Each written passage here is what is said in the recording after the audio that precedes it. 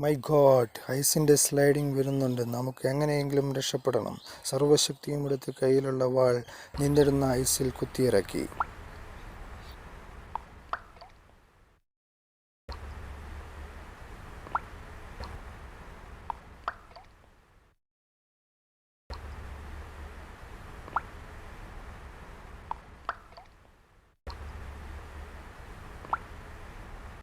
സാഹസികമായി അവർ ഐസിൻ്റെ മുകളിൽ പിടിച്ചിരുന്നു.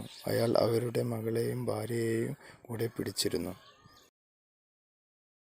ഒഴുക്കിൻ്റെ ശക്തിയിൽ അവരുടെ മകൾ മിസ്സായത് അവർ അറിഞ്ഞില്ല.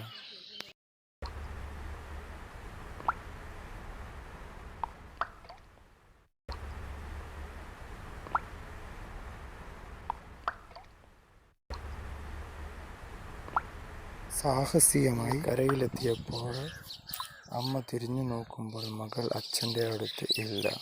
ദുഃഖത്തോടെ അമ്മ നദിയിലേക്ക് നോക്കി മകളെ വിളിക്കുകയാണ്.